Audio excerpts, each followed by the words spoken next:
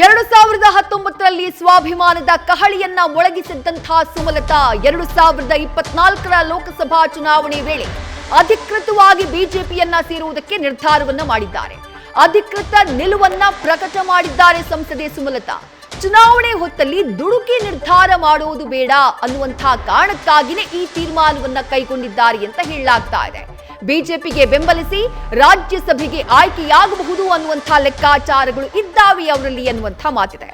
ಮತ್ತಷ್ಟು ಡೀಟೇಲ್ಸ್ ನಮ್ಮ ಪ್ರತಿನಿಧಿ ಮಧುಸೂದನ್ ನೀಡ್ತಾ ಹೋಗ್ತಾರೆ. ಮಧುಸೂದನ್, ಸುಮಲತಾ ಅವರು ತಮ್ಮ ನಿರ್ಧಾರವನ್ನ ಪ್ರಕಟ ಮಾಡಾಗಿದೆ, ಸ್ವಾಭಿಮಾನದ ಅಸ್ತ್ರವನ್ನ ಪಕ್ಕಕ್ಕಿಟ್ಟಾಗಿದೆ, ಬಿಜೆಪಿಯನ್ನ ಸೇರ್ತಾರೆ ಸರಿ, ಬಟ್ ಸುಮಲತಾ ಅವರ ರಾಜಕೀಯ ಭವಿಷ್ಯ ಏನು ಮುಂದಿನ ದಿನಗಳಲ್ಲಿ ಅನ್ನೋದು ಪ್ರಶ್ನೆ. ಮಧು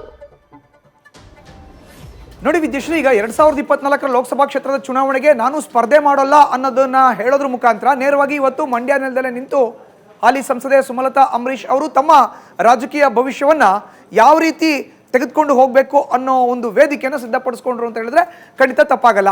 ಈ ಹಿಂದೆ ಮಂಡ್ಯ ನೆಲಕ್ಕೆ ಬರ್ತೀನಿ, ಅಲ್ಲೇ ನಿಂತು ಮಾತುಕತೆಯನ್ನು ಆಡ್ತೀನಿ ಅನ್ನೋ ಮಾತನ್ನ ಹೇಳ್ತಾ ಇವತ್ತು ಆ ಮಾತನ್ನ ಉಳಿಸ್ಕೊಂಡಿದ್ದಾರೆ. ಜೊತೆಗೆ ಮಂಡ್ಯ ಮತದಾರರ ಒಂದಷ್ಟು ಅನಿಸಿಕೆ ಅಭಿಪ್ರಾಯಗಳನ್ನ ಕೂಡ ನೇರವಾಗಿ ಸುಮಲತಾ ಅಂಬರೀಶ್ ಅವರು ಕೇಳಿದ್ರು. ಜೊತೆಗೆ 2019ರಲ್ಲಿ ಯಾವಾಗ ಅವರು ರಾಜಕಾರಣಕ್ಕೆ ಅಧಿಕೃತವಾಗಿ ಪಾದಾರ್ಪಣೆಯನ್ನು ಮಾಡಿದ್ರು ಆಗಲೇ ಅವರು ದೂರದೃಷ್ಟಿಯ ರಾಜಕಾರಣವನ್ನು ಕಣ್ಮುಂದೆ ಇಟ್ಕೊಂಡು ಎಂಟ್ರಿ ಆದರು ಅಂತ ನಾನು ಉಲ್ಲೇಖ ಮಾಡ್ತೀನಿ. ಕಾರಣ ಏನು? ಅವ್ರದ್ದು ಶಾರ್ಟ್ ಟೈಮ್ ಒಂದು ರೂಪುರೇಷೆ ಅಲ್ಲ, ಯೋಜನೆ ಅಲ್ಲ. ನಾನು ಸುದೀರ್ಘ ರಾಜಕಾರಣದಲ್ಲಿ ಇರಬೇಕು ಅನ್ನೋದನ್ನ ಗಮನದಲ್ಲಿ ಇಟ್ಕೊಂಡಂತ ಸುಮಲತಾ ಅಂಬರೀಶ್ ಅವರು ನೇರವಾಗಿ ರಾಜಕಾರಣಕ್ಕೆ ಎಂಟ್ರಿ ಆದರು. 2019ರ ಲೋಕಸಭಾ ಕ್ಷೇತ್ರದ ಚುನಾವಣೆಯಲ್ಲಿ ಮಂಡ್ಯ ಲೋಕಸಭಾ ಕ್ಷೇತ್ರದಿಂದ ಪಕ್ಷೇತರ ಅಭ್ಯರ್ಥಿಯಾಗಿ ಕಣಕ್ಕಿಳಿದ್ರು. ಅವತ್ತು ಯಾವುದೇ ರಾಷ್ಟ್ರೀಯ ಪಕ್ಷವನ್ನ ಸೇರ್ಪಡೆ ಆಗಲಿಲ್ಲ ಅವರು. ಅದಾದ ಬಳಿಕ ಆಗಿದ್ದೆಲ್ಲ ಗೊತ್ತಿದೆ, ಈಗ ಇತಿಹಾಸ. ಬಟ್ ಇವತ್ತು ಅವ್ರು ನಿಂತು ಏನು ಘೋಷಣೆ ಮಾಡಿದ್ದಾರೆ, ನಾನು ಅಧಿಕೃತವಾಗಿ ಬಿಜೆಪಿ ಸೇರ್ಪಡೆ ಆಗ್ತೀನಿ ಅಂದ್ರು. ಅಲ್ಲಿಗೆ ಅರ್ಥ ಏನು?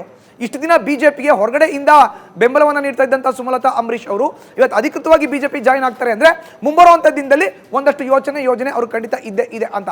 ಅದು ರಾಜ್ಯಸಭಾ ಸದಸ್ಯರಾಗೋದಾಗಿರಬಹುದು ಅಥವಾ ಜಿಲ್ಲೆಯ ಮೇಲೆ ಹಿಡಿತ ಸಾಧಿಸೋದಾಗಿರಬಹುದು, ಜಿಲ್ಲೆಯಲ್ಲಿ ಪಕ್ಷ ಕಟ್ಟುವಂಥ ಸಂಘಟನಾತ್ಮಕ ಕೆಲಸಗಳಾಗಿರಬಹುದು. ಹೀಗೆ ಯಾವುದಾದ್ರೂ ಒಂದು ಜವಾಬ್ದಾರಿಯನ್ನು ಖಂಡಿತವಾಗ್ಲೂ ಕೊಡ್ತಾರೆ ಅನ್ನೋ ಗುರುತರವಾದಂಥ ನಂಬಿಕೆನ ಇಟ್ಕೊಂಡೆ ಈ ಬಾರಿಯ ಲೋಕಸಭಾ ಕ್ಷೇತ್ರದ ಚುನಾವಣೆಯಲ್ಲಿ ನಾನು ಅಖಾಡಕ್ಕೆ ಇಳಿಯಲ್ಲ, NDA ಅಭ್ಯರ್ಥಿ ಯಾರಿದ್ದಾರೋ ಅವ್ರಿಗೆ ನಾನು ನನ್ನ ಬೆಂಬಲವನ್ನು ಸೂಚಿಸ್ತೇನೆ ಅನ್ನೋ ಒಂದು ಮಾತನ್ನ ಹೇಳ್ತಾ ಮಂಡ್ಯದಲ್ಲಿ ಈಗ ಪ್ರಚಾರಕ್ಕೆ ಖಂಡಿತ ಹೋಗ್ತಾರೆ ಅವರು. ಕಾರಣ ಏನು? ಬಿಜೆಪಿ ಹೈಕಮಾಂಡ್ ನಾಯಕರು ಕೊಟ್ಟರು ಅಂತ ಟಾಸ್ಕೆ ಅದು. ನೀವು ಈ ಬಾರಿ ಮಂಡ್ಯದಲ್ಲಿ NDA ಅಭ್ಯರ್ಥಿಯಾಗಿರುವಂಥ ಕುಮಾರಸ್ವಾಮಿ ಅವ್ರನ್ನ ಗೆಲ್ಸ್ಕೊಂಬನ್ನಿ. ಅದಾದ ಬಳಿಕ ಬಿಜೆಪಿಯಿಂದ ನಿಮ್ಗೆ ಏನೆಲ್ಲ ಸಿಗಬೇಕೋ ಸವಲತ್ತುಗಳು ಅದೆಲ್ಲ ಖಂಡಿತ ಸಿಗುತ್ತೆ ಅನ್ನೋದನ್ನ ಹೇಳಿದ್ದಾರೆ. ಬಟ್ ಕಾರ್ಯಕರ್ತರಲ್ಲಿ ಗೊಂದಲ ಆಯ್ತಾ? ಇಲ್ಲ. ಅದನ್ನು ಬಹಳ ನಾಜೂಕಾಗಿ ಹ್ಯಾಂಡಲ್ ಮಾಡಿದ್ದಾರೆ ಸುಮಲತಾ ಅಂಬರೀಶ್ ಅವರು. ಕಾರ್ಯಕರ್ತರನ್ನ ಮನೆ ಹತ್ರ ಕರೆಸ್ಕೊಂಡ್ರು, ಮಾತುಕತೆ ಆಡಿದ್ರು, ಅವರ ಅನಿಸಿಕೆ ಅಭಿಪ್ರಾಯಗಳನ್ನ ತೆಗೆದುಕೊಂಡು ನನಗೆ ಕಾಂಗ್ರೆಸ್ನಿಂದ ಮೋಸ ಆಗಿದೆ ಅಂತ ಹೇಳಿದ್ರು. ಜೊತೆಗೆ ಪ್ರಧಾನಿ ನರೇಂದ್ರ ಮೋದಿ ಅವ್ರನ್ನ ಹಾಡಿ ಹೊಗಳಿದ್ರು. ಒಬ್ಬ ಪಕ್ಷೇತರ ಸಂಸದೆಗೆ ಬರೋಬ್ಬರಿ 4,000 ಕೋಟಿ ರೂಪಾಯಿಗಳ ಅನುದಾನವನ್ನು ಕೊಡ್ತಾರೆ ಅಂತ ಹೇಳಿದ್ರೆ ಲೆಕ್ಕ ಹಾಕೊಳ್ಳಿ ಪ್ರಧಾನಿ ನರೇಂದ್ರ ಮೋದಿ ಅವರು ಎಷ್ಟು ದೊಡ್ಡವರು ಅನ್ನೋದನ್ನ ಹೇಳ್ತಾ ನನಗೆ ಕಾಂಗ್ರೆಸ್ ಬಾಗಿಲು ಮುಚ್ಚಿದೆ, ಕಾಂಗ್ರೆಸ್ ಅವರಿಗೆ ನಾನು ಅನಿವಾರ್ಯ ಅಲ್ಲ ಅಂತ ಹೇಳಿದರೆ ನಮಗೂ ಕೂಡ ಕಾಂಗ್ರೆಸ್ ಬೇಡ, ನನಗೆ ಅವಮಾನ ಆಗಿದೆ ಅಂತ ಮನೆಗೆ ನಾನು ಹೋಗಬೇಕಾ ಅನ್ನೋ ಪ್ರಶ್ನೆಯನ್ನು ಕಾರ್ಯಕರ್ತರ ಮುಂದೆ ಮಾಡ್ತಾ ತಮ್ಮ ರಾಜಕೀಯ ಭವಿಷ್ಯವನ್ನು ಕೂಡ ಮುಂಬರುವಂಥ ದಿನದಲ್ಲಿ ಒಂದು ಅಡಿಪಾಯ ಹಾಕೊಳ್ತಾ ಇತ್ತ ಯಾವುದೇ ಗೊಂದಲ ಆಗದಿರೋ ಥರ ಕುಮಾರಸ್ವಾಮಿಗೆ ಬೆಂಬಲ ಯಾಕೆ ಕೊಡ್ತಾ ಇದ್ದೀನಿ ಅನ್ನೋದನ್ನ ಸಂದೇಶ ರವಾನೆ ಮಾಡೋದ್ರ ಮೂಲಕ ಒಂದು ಹೊಸ ಹೆಜ್ಜೆಯನ್ನು ಇಟ್ಟಿದ್ದಾರೆ. ಇತ್ತ ಬಿಜೆಪಿ ಹೈಕಮಾಂಡ್ ನಾಯಕರು ಕೊಟ್ಟಂಥ ಟಾಸ್ಕ್ನ ಪರಿಪಕ್ವವಾಗಿ ನಿಭಾಯಿಸಿದ್ದಾರೆ. ನಾಳೆ ನಾಮಿನೇಷನ್ ಮಾಡಲಿಕ್ಕೆ ಲಾಸ್ಟ್ ದಿನ, ಕೊನೆ ದಿನ. ಹೀಗಾಗಿ ಏನು ಮಾಡ್ಬಿಡ್ತಾರೋ ಸುಮಲತಾ ಅಂಬರೀಶ್ ಅನ್ನೋ ಆತಂಕ ಇತ್ತು. ಆ ಆತಂಕವನ್ನು ಕೂಡ ಇವತ್ತು ದೂರ ಮಾಡ್ತಾ ನನ್ನ ಬೆಂಬಲ ಪ್ರಧಾನಿ ನರೇಂದ್ರ ಮೋದಿ ಅವ್ರಿಗೆ 3ನೇ ಬಾರಿಗೆ ಪ್ರಧಾನಮಂತ್ರಿ ಸ್ಥಾನದಲ್ಲಿ ನರೇಂದ್ರ ಮೋದಿ ಅವರು ಕೂತ್ಕೋಬೇಕು ಅನ್ನೋ ಒಂದು ಮಾತನ್ನ ಹೇಳ್ತಾ ಕುಮಾರಸ್ವಾಮಿ ಅವ್ರಿಗೂ ಸಪೋರ್ಟ್ ಮಾಡಿ ಬಿಜೆಪಿ ಹೈಕಮಾಂಡ್ ನಾಯಕರು ಕೊಟ್ಟಿರುವಂಥ ಟಾಸ್ಕ್ನ ಕೂಡ ಈಡೇರಿಸಿ ತಮ್ಮ ರಾಜಕೀಯ ಭವಿಷ್ಯವನ್ನು ಕೂಡ ಮುಂಬರುವಂಥ ದಿನದಲ್ಲಿ ಯಾವುದೇ ಅತಂತ್ರ ಆಗದಿರೋ ರೀತಿಯಲ್ಲಿ ಬಹಳ ಎಚ್ಚರಿಕೆಯ ಹೆಜ್ಜೆ ಸುಮಲತಾ ಅಂಬರೀಶ್ ಅವರು ಇಟ್ಟಿದ್ದಾರೆ ಅಂತ ಉಲ್ಲೇಖ ಮಾಡಬಹುದು. ವಿದ್ಯಾಶ್ರೀ, ಥ್ಯಾಂಕ್ ಯು ಮಧುಸೂದನ್ ತಮ್ಮ ಡೀಟೇಲ್ಸ್ಗೆ. ನ್ಯೂಸ್ ಫಸ್ಟ್ ನಿರ್ಭೀತಿಯಿಂದ ನಿಮ್ಮ ಪರವಾಗಿ.